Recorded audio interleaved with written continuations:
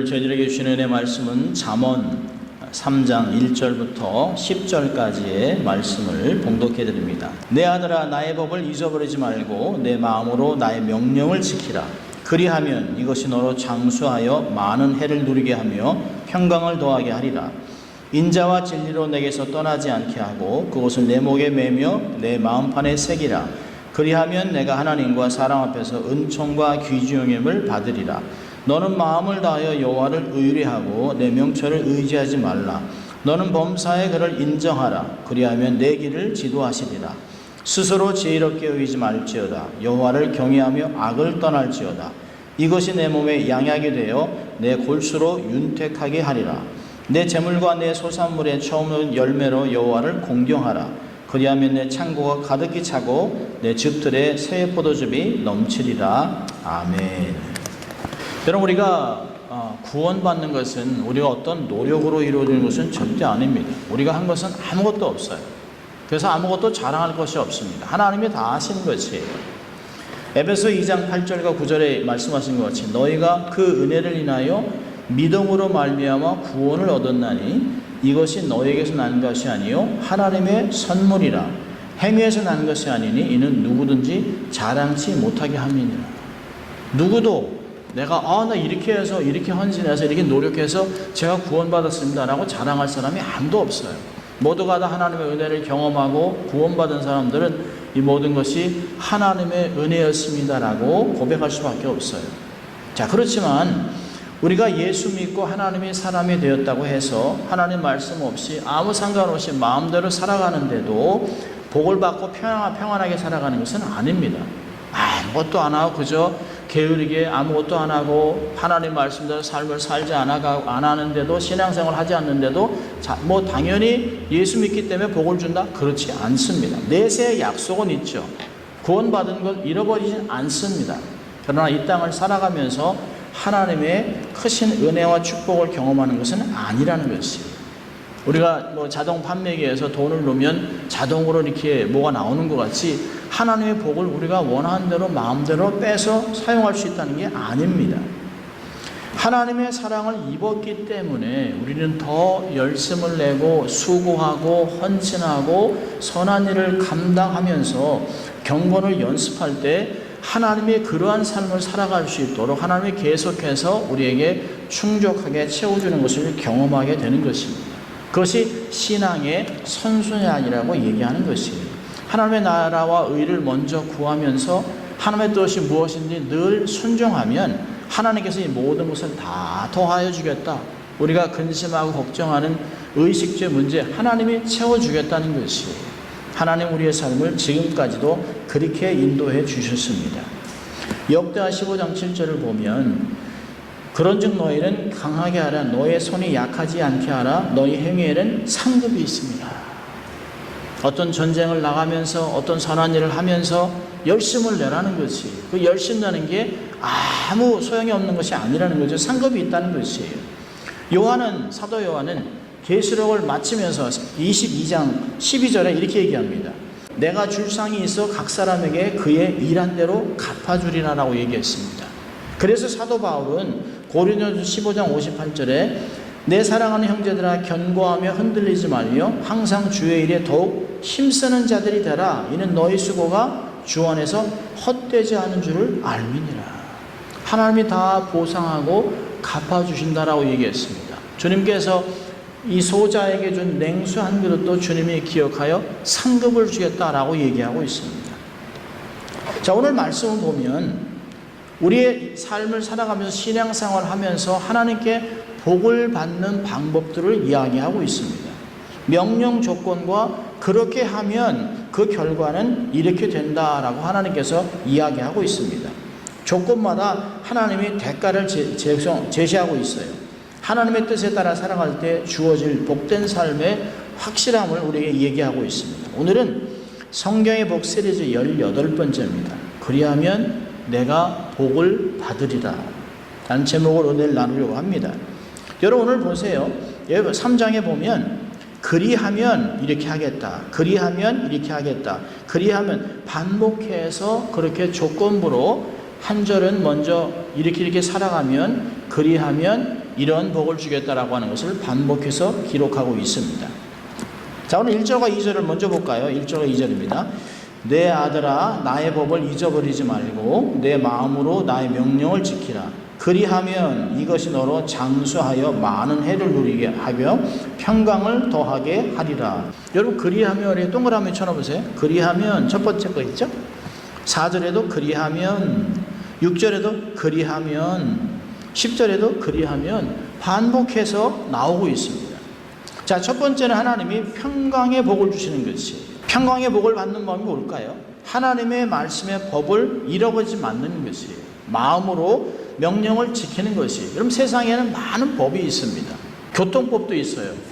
35마일, 또 어린아이들 학교 앞에서는 애들이 있을 때는 15마일, 평상시에는 25마일 이렇게 있습니다. 그 법을 잊어버리고 그 법을 행하지 않으면 티켓을 먹습니다. 아니면 큰 사고가 날 수 있습니다. 그래서 법을 지키는 것은 굉장히 중요합니다. 여기서 솔로몬은 자기 아들에게 이 세상에서 가장 많은 복을 누리고 세상에서 온갖 좋은 것들을 다 누렸던 솔로몬이 자기의 젊은 아들 또 젊은 다음 세대들에게 어떻게 하면 하나님이 주시는 온갖 복을 누릴 수 있느냐라고 하는 것을 지혜로 가리키는 것이에요. 그러면서 내 아들아 라고 얘기하고 있어요. 아버지가 사랑하는 자식에게 정말 잘 되기를, 나보다 훨씬 더 나은 삶을 살기 위해서는 이렇게 하거라 라고 하는 것을 이야기하고 있습니다. 그래서 하나님의 말씀의 법을 잊지 말고 명령을 지키라는 것이, 자, 그렇게 하면 하나님께서 장수하게 한다는 것이, 오래 사는 것. 여러분, 인간의 소원 중 큰 것 중에 하나가 오래 사는 것이에요. 장수하는 것이에요. 그래서 장수하기 위해서 온갖 좋은 약들이 있습니다. 무슨 녹용도 있습니다. 웅담도 있습니다. 무슨 인삼도 있습니다. 건강 음식들이 얼마나 많은지 몰라요. 젊은 사람보다는 나이가 지극하게 먹은 사람들은 건강이라고 얘기하면 금방 귀가 열려요. 어찌하든지 이 땅에서 오랜 삶을 살아가면서 새로운 것들을 보기 원하는 것이죠. 장수의 복은 심령의 평강을 통해서 건강한 생애를 이룰 수 있다는 것입니다. 여러분, 평강이 없는 장수는 복이 아닙니다. 날마다 근심하고 걱정하고 그러면서 살아가면서 오래 사야 무슨 복이 있겠습니까? 침대에서 계속 누워서 10년, 20년 있는 게 무슨 축복이겠습니까? 물론 저는 가끔 그런 생각합니다. 아버님이나 어머님이나 아무 말씀하지 못하고 대답도 못하고 그래도 침대에만 누워 계시기만 하도 엄마, 아빠 라고 부를 수 있으면 참 좋겠다 하는 게 제 개인적인 생각입니다만 그게 진정한 축복은 아니죠. 여러분, 사람들이 어릴 때 보면 이게 할머니들 이런 분들이 이런 말을 하셨어요. 야, 내가 왜 이렇게 오래 살아서 이런 험한 꼴을 보냐? 내가 빨리 죽어야지. 살지 그렇다고 해서 할머니 그럼 죽어. 그렇게 하면 아무도 안 좋아하죠. 아니, 이놈이 합니다. 그러니까 삶이 너무 그냥 무풍진 세상을 지나면서 너무 어려움을 많이 겪어서 정말 더 이상은 근심 걱정이 없는 삶을 살고 싶은 마음을 이야기하는 것이겠죠. 여러분, 세상에서는 정말 복을 누리기 위해서 다양한 것을 돈, 명예, 권세, 지식 이런 것을 찾으려고 합니다. 그런데 이 모든 것이 있어도 마음의 평강이 없으면 결코 행복할 수 없어요. 여러분, 마음의 평안이 있으면 물질은 조금 부족해도, 육신이 조금 약해도, 내가 많은 지식이 없어도, 우리의 삶에 정말 대단한 명예가 없어도 삶을 살아가는데 기쁨이 넘쳐요. 마음이 편해야 산의 진미의 음식을 먹지 않아도 정말 나물 하나에 김치 하나만 먹어도 마음이 평안하면 얼마나 행복한지 몰라요. 그런데 이러한 평강은 누가 주느냐? 주님께서 말씀하셨어요. 내가 주는 평안은 세상이 이해할 수도 없다는 거예요. 줄 수도 없다는 거예요. 그 평강은 하나님만 주실 수 있습니다. 세상에 있는 많은 외부에 있는 모든 어떤 것에 전혀 좌우받지 않는 평강을 하나님이 주신다는 것이, 하나님의 말씀을 지켜 살아갈 때 하나님의 마음에 그런 평강을 준다는 거죠. 시편 119편 165절을 보면 정말 귀한 말씀이 있어요. 주의 법을 사랑하는 자에게는 큰 평안이 있나니 저희에게 장애물이 없으리로다. 근데 원문을 보면 장애물이 없다는 게 아니에요. 하나님이 큰 평안을 주기 때문에 어떤 것도 장애물이 되지 않는다라고 하는 게 원문의 해석입니다. 여러분 예수 믿는다고 문제가 없겠어요? 있어요. 그런데 그 문제 앞에서 세상 사람들은 막 중내 산에 막 힘들게 막 원망하고 좌절하고 낙심하고 비방하고 막 이럽니다. 그런데 하나님을 믿는 사람은 하나님이 이 가운데서도 어떤 일을 이루실 것을 기대하기 때문에 마음에 평강이 온다는 거예요. 그러니까 어떤 문제를 만나도 내가 평안을 누릴 수 있다라고 얘기하고 있어요. 어떤 것도 거침돌이 안 돼요. 여러분 사단은 우리의 삶에 말할 수 없는 많은 문제를 일으키면서 거침돌을 놓습니다. 넘어져서 쓰러져라, 다쳐라, 죽어라 계속 그렇게 합니다. 그런데 우리는 넘어져도 다시 일어나요. 왜? 주님이 일으키시기 때문에. 그래서 주님이 지혜해 주시기 때문에 돌아가기도 하고 멈추기도 하고 뛰어넘기도 하고, 그래서 문제를 발견하고 분별하고 하나님의 뜻대로 이뤄가기 때문에 두려움이 없다는 거예요. 하나님과 동행하니까 하나님의 능력도 하나님의 지혜도 하나님의 평강도 우리의 삶에 연결되어 있기 때문에 내 안에 거하시는 하나님의 세상의 임금보다 더 크다, 하나님이 세상을 이길 수 있다, 하나님과 나는 세상을 이긴다라고 고백하기 때문에 더 이상 문제가 되지 않는다는 것이, 말씀 순종으로 살면서 이러한 평강을 누리시는 여러분 될 수 있기를 바랍니다. 자, 두 번째로는 3절 4절입니다. 우리 같이 읽습니다.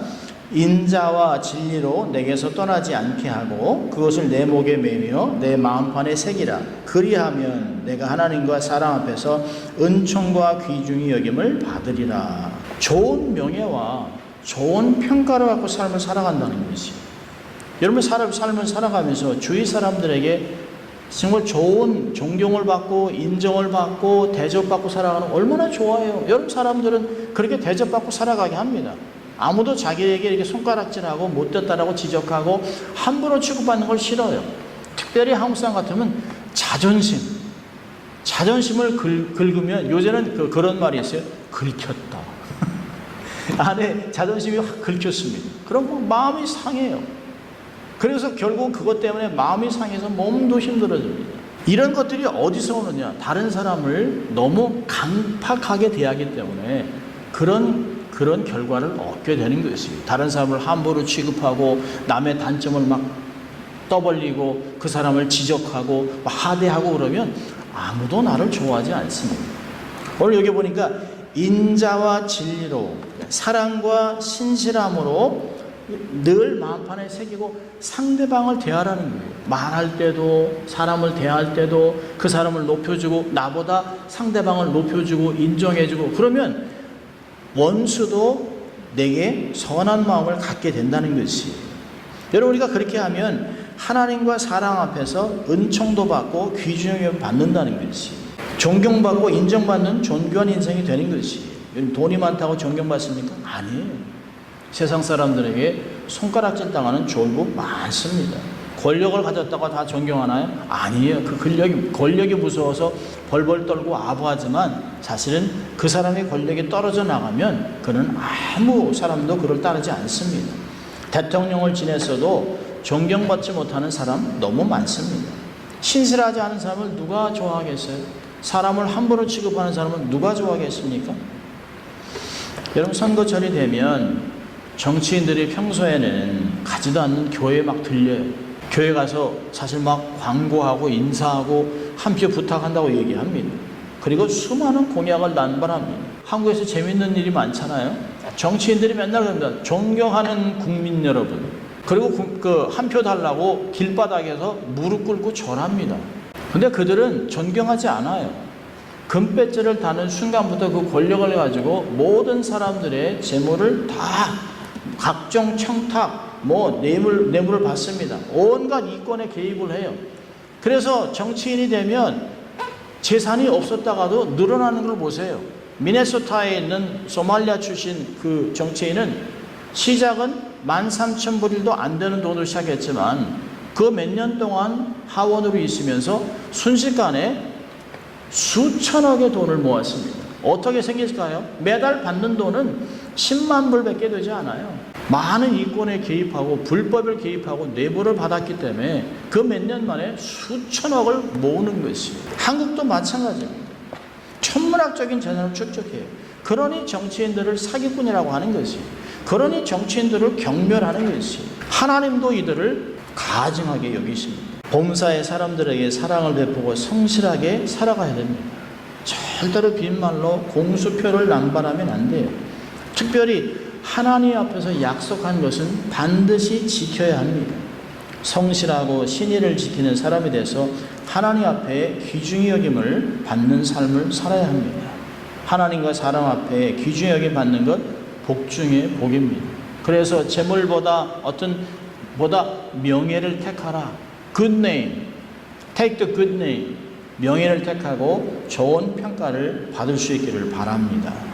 내가 사랑하고 다른 사람을 섬기고 빛과 소금의 역할로 감당하면서 내가 녹아져 내리고 희생할 때 세상은 우리를 통하여 하나님을 보게 되어 있는 것입니다. 그런 사람들을 세상이 감당치 못하는 귀중한 사람으로 만들어 가는 것입니다. 자, 세 번째로는 5절과 6절 한번 같이 읽어볼까요? 너는 마음을 다하여 여호와를 의리하고 내 명철을 의리하지 말라. 너는 범사의 것을 인정하라. 그리하면 내 길을 지도하시리라. 여러분, 우리가 아무리 많은 계획들을 하고 치밀하게 완벽하게 계획을 한 것 같지만 그게 이루어지지 않는 때가 많이 있어요. 절대 그렇게 생각하지 않은데 길이 막힙니다. 이게 왜 그럴까요? 하나님께서 내게 길을 열어주지 않기 때문에 그렇습니다. 근데 하나님께서 내 삶에서 나를 보호하시고 응답하시고 길을 열어주시면 형통하게 된다는 것이에요. 여기 보니까 여호와를 의뢰하라라고 얘기합니다. 그걸 얘기한다면 믿음으로 살라는 것이에요. 하나님을 믿고 살아가는 것이에요. 여기 얘기하잖아요. 하나님을 믿고 살아가는 것은 자기의 의지, 자기의 명철을 의지하지 않는 것이에요.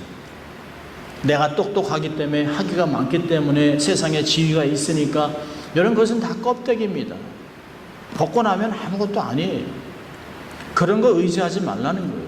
내가 힘을 믿지 시간이 지나면 다 아무 소용 없는 것이에요. 잔꾀를 부리지 말라는 것이에요. 전능하신 하나님, 나를 통해 계획을 갖고 계신 하나님을 믿으라는 것이에요. 여러분, 우리는 아무리 잘난 것 같아도 결국은 죽어요. 안개 같은 존재예요. 한 대 되면 사라집니다. 그리고 아무도 기억하지 않아요. 그렇기 때문에 이런 연약한 존재 하나님을 전적으로 믿고 의지해야 됩니다. 잠언서 16장 3절을 보면 너희 행사를 여호와께 맡기라. 그리하면 너의 경영하는 것이 이루리라. 아멘입니까, 여러분? 하나님께 맡기세요. 하나님, 내가 할 수 있는 최선은 다하지만 하나님의 뜻을 이루어 주십시오. 하나님이 원하신 대로 인도해 주셔서 내가 순종하겠습니다 라고 하면 하나님께서 그것을 이루어 주시는 것이에요. 여호와를 의뢰하고 인정하면, 하나님께 기도하고 간구하면 하나님이 길을 열어주시면 가라는 거예요. 여러분, 어떤 때는 우리가 가고 싶지 않은 때가 많습니다. 하고 싶지 않은 것도 있어요. 내가 이 상황에서 하나님 그것까지 하고 싶지는 않은데요 라고 하지만 하나님이 가라 라고 하면 가는 것이에요. 여러분, 우리의 머리가, 우리의 이 작은 두뇌가 하나님의 뜻을 어떻게 이해할 수 있겠습니까? 하나님이 이루시는 일을 어떻게 알겠어요? 어떻게 전쟁도 하지 않고 여리고성이 무너지겠습니까? 어떻게 300명을 가지고 미디안의 수십만 명의 사람을 한순간에 죽일 수 있겠습니까? 어떻게 자기의 성을 지키고 있는 수많은 사람들을 한순간에 밤사이에 한 명의 천사가 18만 5천 명의 아람 군대를 죽입니까? 이건 아무도 못하는 거예요. 하나님만 하실 수 있는 것이. 그래서 하나님께 맡기라는 것이. 하나님은 방법이 많으세요. 하나님은 모든 일을 행하실 수 있습니다.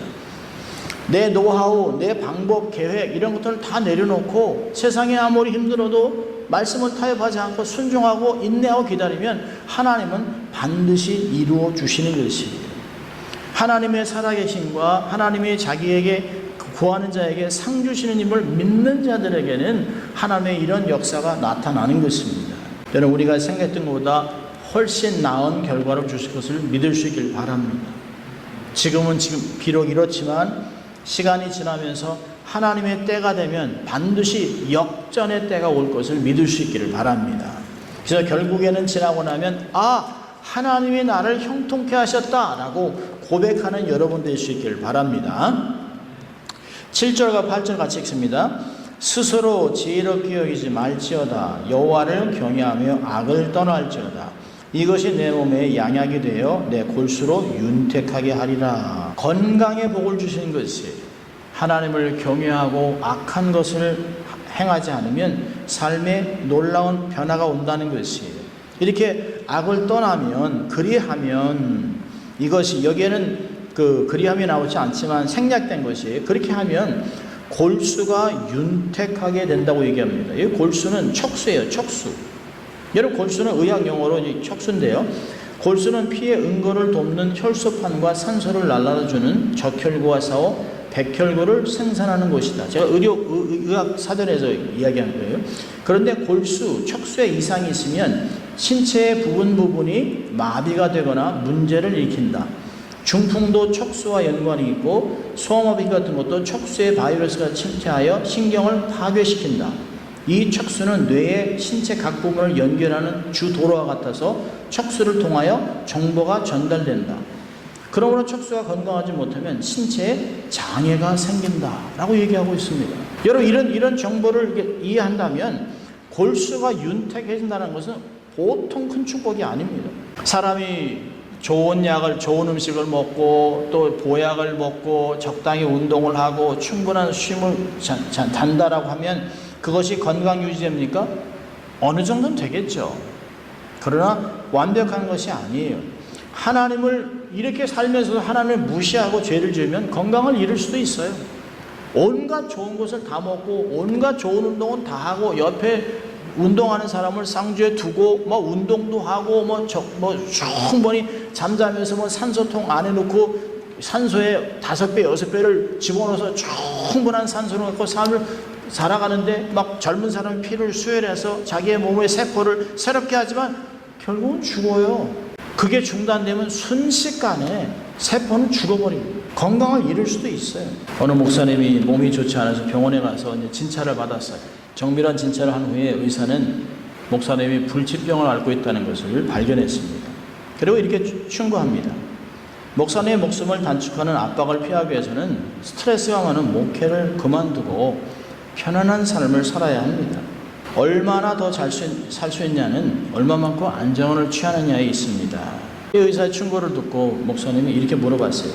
만일 내가 의사 선생님 충고대로 한다면 얼마나 더 오래 살 수 있겠습니까? 그러니까 의사는 한 6년 정도 살 수 있습니다. 목사님 또 질문해요. 만일 내가 계속해서 일을 하면 얼마나 살 수 있겠어요? 의사는 길어야 3년이죠.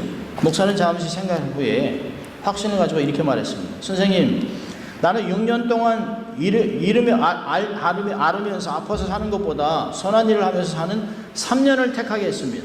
그리고 그는 열심히 일했습니다. 내일 하나님이 부르신다 할지라도 난 최선을 다하며 삶을 살겠다. 근데 3년이 지났어요? 6년이 지났어요? 9년이 지났어요? 10년이 지났어요? 여전히 건강합니다.